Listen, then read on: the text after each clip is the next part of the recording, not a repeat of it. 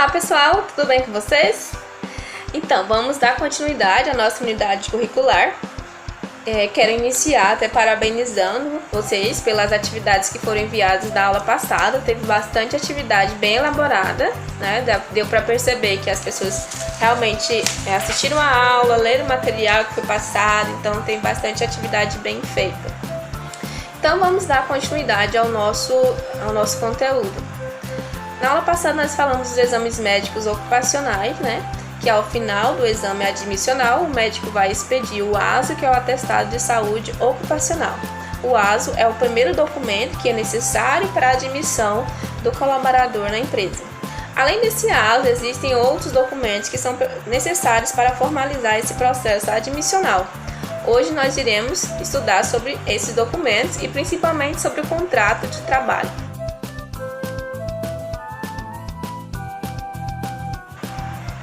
Então, vamos dividir os documentos entre documentos que são de responsabilidade do empregado e documentos que são de responsabilidade do empregador. Quais são os documentos que o empregado precisa entregar para poder formalizar esse contrato de trabalho? Primeiro, além do ASO, nós temos os documentos básicos, que são cópia do RG, CPF, cópia de comprovante de endereço, cópia de CNH, de título de eleitor. Caso esse colaborador tenha dependentes, ele precisa levar a cópia dos documentos do dependente também. Precisa levar a carteira de trabalho para fazer o registro, né? Agora nós temos a carteira de trabalho digital. Não precisa mais daquela impressa, mas a maioria das empresas ainda estão pedindo a impressa para fazer o registro. Outros documentos, como registro nos órgãos de classe, como OAB, ou CRC, CRM, dependendo da função que o colaborador for desempenhar, pode ser que seja pedido esses documentos também. Quais são os documentos que são de obrigatoriedade da empresa, né, expedir ou elaborar? Primeiro, livro ou ficha de registro de empregado. A partir de 2018, a maioria das empresas não são mais obrigadas a apresentarem livro de empregado, né? Antes era um livro impresso mesmo, que a empresa comprava na papelaria e ia registrando ali cada empregado que era admitido, com as informações e os dados do empregado, como o nome, a remuneração, a jornada de trabalho, enfim. Hoje, nós temos o E-Social, que foi criado em 2018. A partir de 2018, a maioria das empresas já são obrigadas a fazerem todos os registros trabalhistas e previdenciários pelo E-Social. É uma plataforma digital, né, onde o governo tem acesso a tudo o que a empresa está registrando, já automaticamente é acessado pelo governo federal. Então, esse registro de empregado ele foi substituído pelo E-Social. Ele não precisa mais ser feito no livro, ele pode ser feito diretamente no E-Social. Também é necessário que o empregado ele formalize um contrato individual de trabalho com esse colaborador. Existem vários tipos de contratos que são praticados hoje no Brasil e nós iremos aprofundar um pouco mais hoje sobre esses tipos de contrato.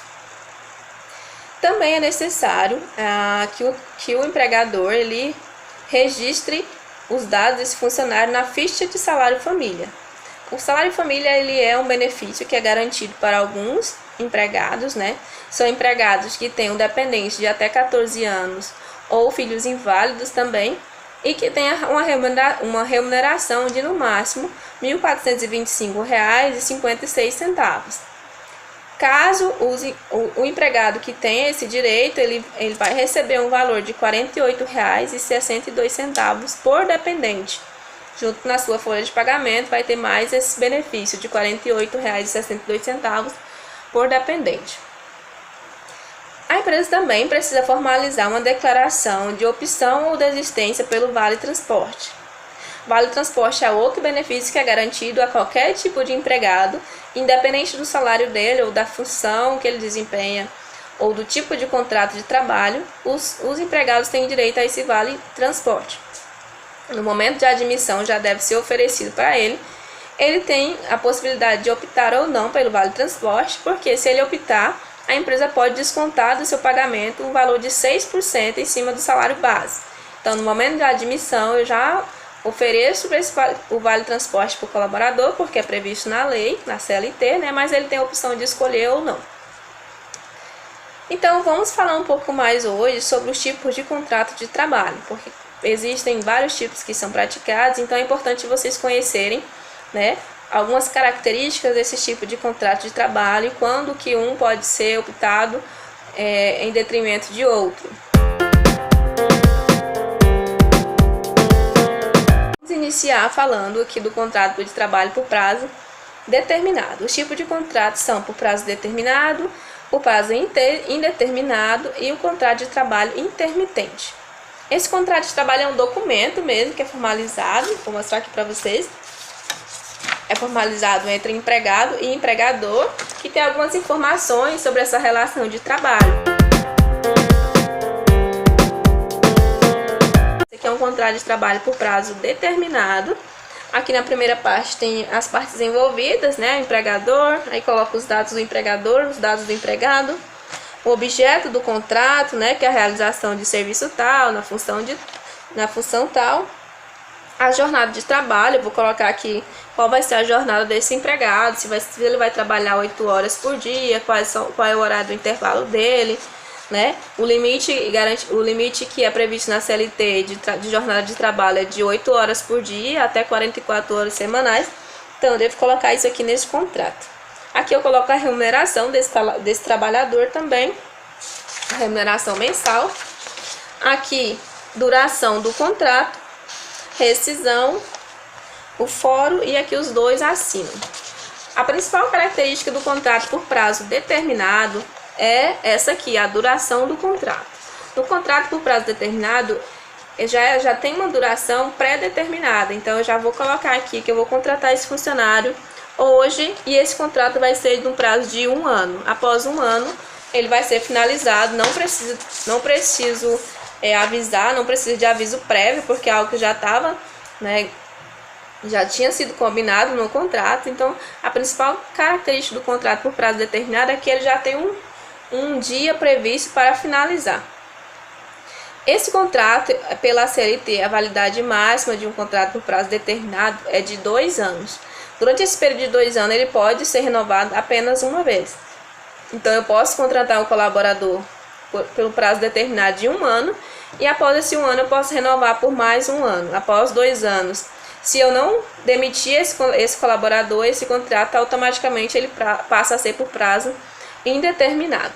Se eu quiser demiti-lo, reincidir esse contrato após 2 anos, eu não preciso dar um aviso prévio para o colaborador, porque já estava determinado esse fim. Existem algumas condições para que eu possa utilizar esse contrato de trabalho por prazo determinado. Primeiro, quando a natureza do trabalho justificar essa modalidade. Por exemplo, digamos que eu preciso de um profissional para instalar uma máquina na minha empresa. Uma máquina que precisa aí de uns 3 meses para ser instalada. Então, a natureza do trabalho que ele vai desenvolver na empresa justifica essa necessidade de um contrato apenas por prazo determinado. Eu não vou precisar dele depois do período de instalação dessa máquina. Então, nessa condição, eu posso utilizar essa modalidade de contrato. Outro caso, quando a atividade empresarial é de caráter transitório. Por exemplo, nós temos um exemplo aqui das Americanas, aqui em Gurupi. Sempre quando é no período de Natal, eles contratam vários trabalhadores apenas para aquele período, né? Então, eles utilizam essa modalidade de contrato por prazo determinado porque é uma necessidade transitória. Durante esse período de Natal, o fluxo de vendas aumenta e eles precisam de mais colaboradores para conseguir atender a demanda. Um exemplo também acontece no Senai. Às vezes, abre uma turma nova e não tem profissional, não tem professor o suficiente para atender mais essa turma. Digamos que a turma tem uma duração aí de 1 ano, então o Senai pode contratar um professor apenas pelo período de 1 ano para atender essa turma, porque é uma necessidade transitória, só para aquele período. Ou também pode ser utilizado o contrato de trabalho por prazo determinado no caso de contrato de experiência. Esse contrato de experiência é muito utilizado pelas empresas para testar se realmente aquele colaborador tem as habilidades necessárias para desenvolver aquela função. Então, ele é um tipo de contrato de trabalho também, mas o prazo dele é de no máximo 90 dias. Posso contratar um profissional para um período de experiência de 45 dias e após 45 dias eu posso renovar por mais 45, totalizando aí os 90 dias, ou eu posso contratar por 30 dias, depois renovar por mais 60. Então, o contrato de experiência também tem essa possibilidade, né? Ele é um contrato por prazo determinado e pode ser renovado apenas uma vez, mas o limite dele é de 90 dias.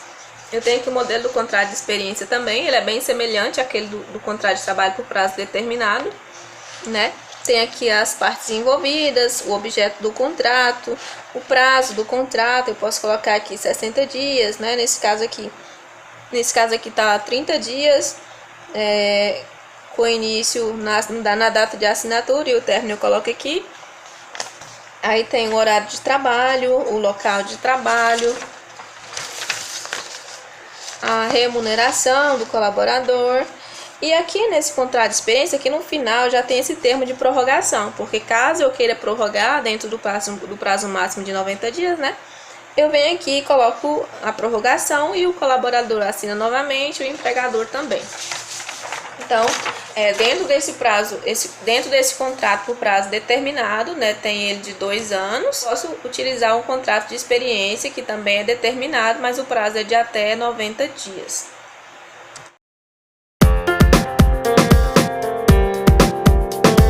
Contrato de trabalho por prazo indeterminado. Esse contrato é o mais praticado no Brasil. Nesse tipo de contrato, eu não tenho uma data predeterminada para finalizar. Então, eu contrato o profissional hoje, eu posso demitir ele daqui 30 dias, ou ele pode pedir as contas, ou eu posso finalizar esse contrato após 10, 20 anos, não tem prazo determinado. Por isso que ele é bastante utilizado, porque ele é mais fácil, né? Eu posso finalizar quando quiser, sem precisar pagar multa rescisória. Só tem uma condição que a parte que quiser reincidir, ela vai precisar avisar a outra com prazo de 30 dias. É o chamado de aviso prévio. Eu trouxe aqui o modelo do contrato por prazo indeterminado, é bem semelhante aos outros que eu já mostrei, um documento com todas as partes envolvidas, algumas cláusulas que tratam da jornada de trabalho, do local de trabalho, da remuneração. Aqui no início já fala que ele é um contrato de trabalho por prazo indeterminado, né? Aqui as outras cláusulas. E ao final as duas partes vão assinar o contrato.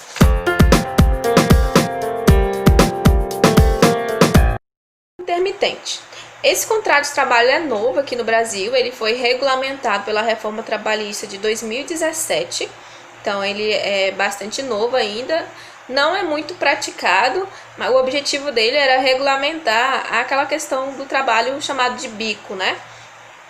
Formalizar esse bico. Então, nesse modelo de contrato de trabalho, o empregado ele não é subordinado ao empregador, ele não precisa cumprir uma jornada diária de trabalho, ele vai trabalhar apenas quando solicitado.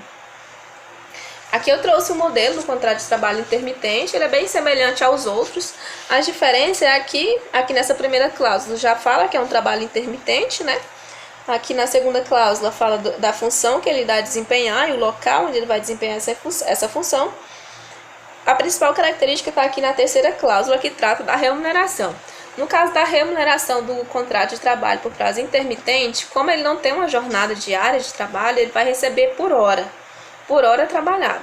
Essa hora trabalhada não pode ser menor do que a remuneração dos outros colaboradores que trabalham diariamente, e nem pode ser menor do que a hora do salário mínimo.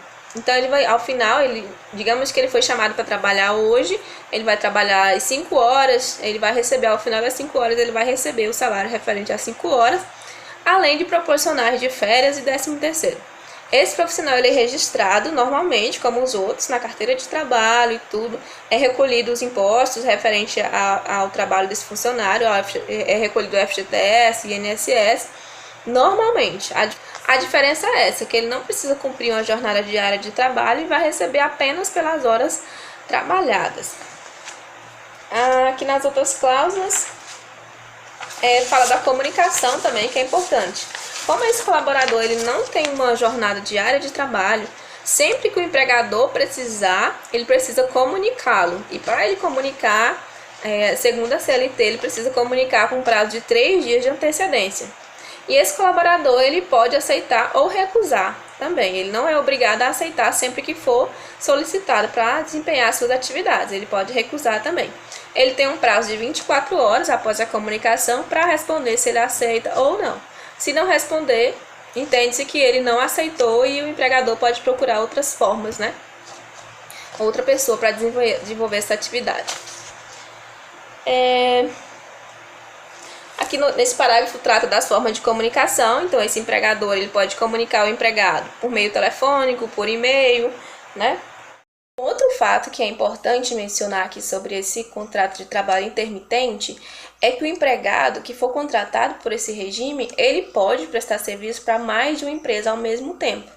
Por isso que tem aquela cláusula da comunicação que eu mostrei para vocês, onde diz que o empregador ele precisa avisá-lo com antecedência de 3 dias, né? Sempre que o empregador precisar do serviço desse funcionário que é contratado pelo regime intermitente, ele precisa comunicá-lo com 3 dias de antecedência, porque ele não está sempre à disposição de uma empresa só, ele pode trabalhar para várias empresas ao mesmo tempo. Por exemplo, garçom, tem muito garçom que trabalha para mais de um restaurante ou para mais de um bar ao mesmo tempo, ou qualquer outro tipo de serviço também que pode ter sido contratado aqui pelo regime intermitente. Outra questão que vale abordar aqui é uma mudança que ocorreu agora por causa da pandemia da Covid-19, né? Um benefício a mais que esse colaborador aqui do contrato intermitente tem. Vocês já devem ter ouvido falar do BEM, que é o benefício emergencial, que está sendo pago pelo governo federal, né, durante o período de 3 meses inicialmente. O valor é de R$ 600 e está sendo pago para profissionais autônomos ou MEIs, profissionais que sejam formalizados ou não, que trabalhem por conta própria, né? Porque durante esse período de crise pode estar com a renda comprometida, pode estar sem trabalho e sem remuneração. E também abrange esses profissionais que são contratados pelo contrato intermitente, já que eles só recebem quando trabalham também, né? Eles não têm uma renda mensal fixa, então esse benefício ele abrange também esses profissionais. É o valor de R$ 600 também. A medida provisória que instituiu esse bem é a medida 936 do dia 1º de abril de 2017. Então, ela instituiu esse benefício emergencial no valor de R$ 600 para esses profissionais e tem outros direitos, principalmente tem outros direitos também para profissionais que tiveram a redução da jornada de trabalho, né? E abrange outras situações também.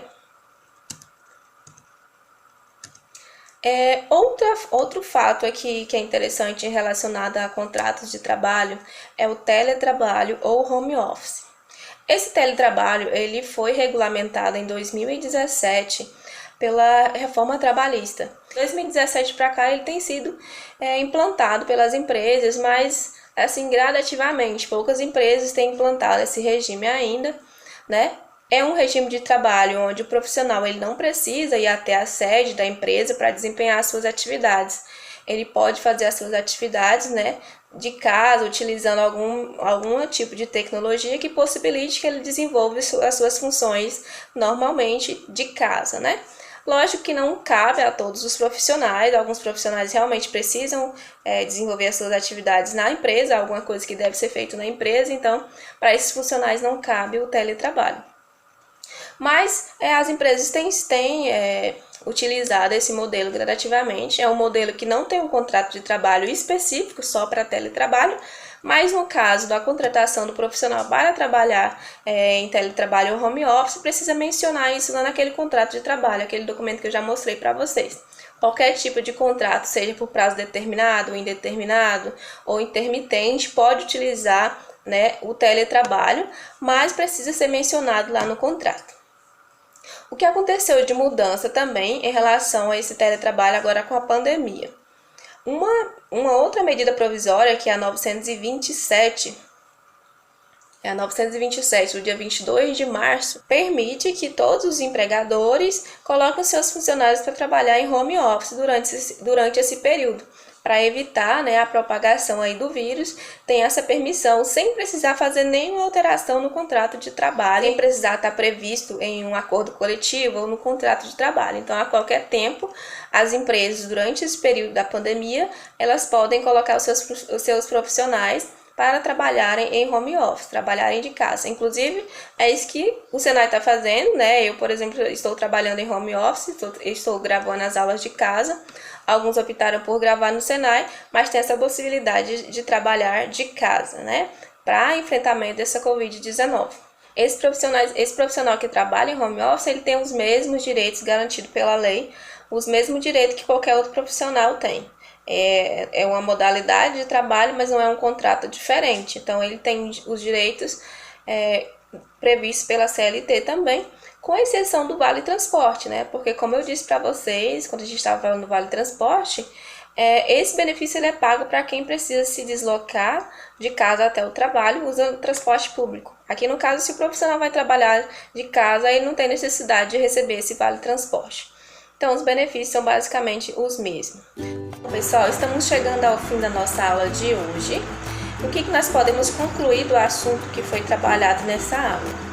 Primeiro, que o profissional que atua no departamento de gestão de pessoas ou um gestor da empresa mesmo em si, ele precisa estar sempre por dentro das mudanças na legislação.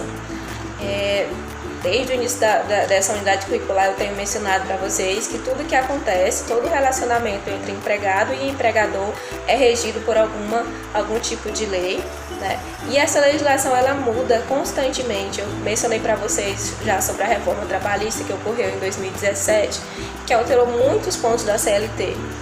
Eu estou mencionando sempre para vocês as mudanças que estão ocorrendo, ocasionadas por essa pandemia da Covid-19, né, do Covid-19, que tem ocasionado muitas mudanças na legislação para poder se adequar a esse cenário que nós estamos vivendo.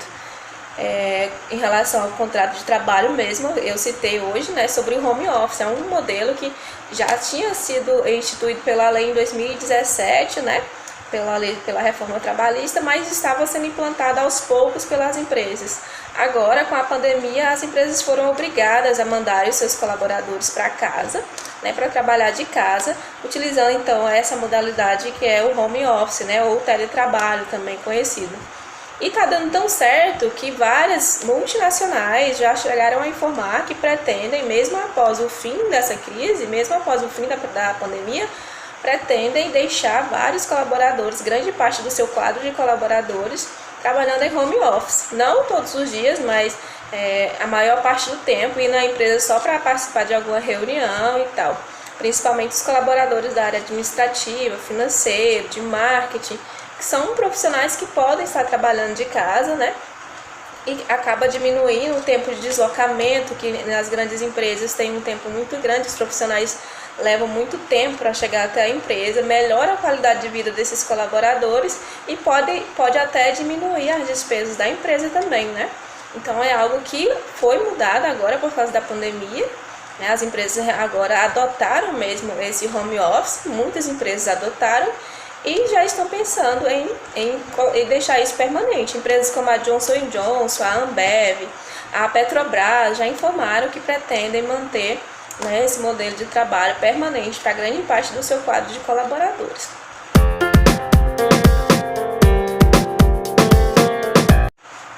Então, para trabalhar esse assunto hoje, a nossa atividade ela será dividida em duas partes. A primeira parte vai ser uma parte teórica, onde vocês vão evidenciar o que vocês compreenderam, né, do assunto da aula. Como é que vai ser essa evidenciação? Eu criei um menu de aprendizagem. Esse menu de aprendizagem, ao centro dele, vai estar o link dessa aula de hoje. E nas caixas de textos que estão do lado da aula de hoje, do link da aula, tem vários tipos de ferramentas que vocês podem utilizar para evidenciar esse conhecimento. Por exemplo, tem uma ferramenta lá que é um mapa mental, que vocês já fizeram na aula passada. Então, eu coloquei um hiperlink, né, da plataforma que vocês irão utilizar para fazer esse mapa mental. Outra opção, o infográfico. Também tem um hiperlink, né, da plataforma que vocês podem fazer esse infográfico sobre o assunto da aula. Outra caixa de texto, a gente tem um Pultum, que é bem bacana também para fazer atividade. Vocês vão ver que tem bastante opções para vocês desenvolverem. Ele parece um pouco com slide, você cria um vídeo, né, é bem bacana. Tem a alternativa que é a resenha também, aquelas pessoas que preferirem não utilizar nenhuma dessas ferramentas, pode fazer um resuminho no caderno e tira uma foto e me envia. Mas tem bastante ferramentas para vocês explorarem, vocês vão ver que tem muitas ferramentas que são bem interessantes, que vocês podem utilizar não só nessa aula, mas em qualquer outra aula do ensino médio, ou para estudar mesmo, estudar para o Enem, estudar para algum outro tipo de prova. Eu coloquei lá bastante opções que vocês podem estar explorando e escolher a que melhor vocês se identificam. Tem a opção que vocês podem fazer um vídeo explicando um pouquinho sobre o assunto, não tem limite no tempo do vídeo, contanto que você explique com as suas palavras o que você entendeu da aula de hoje, ou você pode fazer só um áudio. Então vocês vão ver lá no menu de aprendizagem que tem bastante opções, vocês vão escolher uma e vão me enviar explicando um pouco sobre o que vocês entenderam da aula de hoje. A segunda parte da atividade é uma parte prática. Então, eu vou colocar um modelo de um contrato de experiência com alguns dados fictícios e vocês vão preencher para mim esse contrato de experiência. Porque a gente trabalhou sobre o tipo de contrato, né? Então, para vocês terem uma experiência mais palpável, digamos assim, com esse contrato de trabalho, eu vou colocar um modelo lá em Word. Aí vocês vão editar para mim, colocando os dados de colaborador, os dados do empregador e aquelas outras informações nas cláusulas seguintes. Eu vou deixar tudo prontinho para vocês, os dados, vocês vão só preencher. Então, pessoal, é isso. Eu espero que vocês tenham compreendido. Obrigada pela participação de vocês, pela atenção. Tenham uma boa semana, se cuidem e até a próxima aula. Tchau, tchau!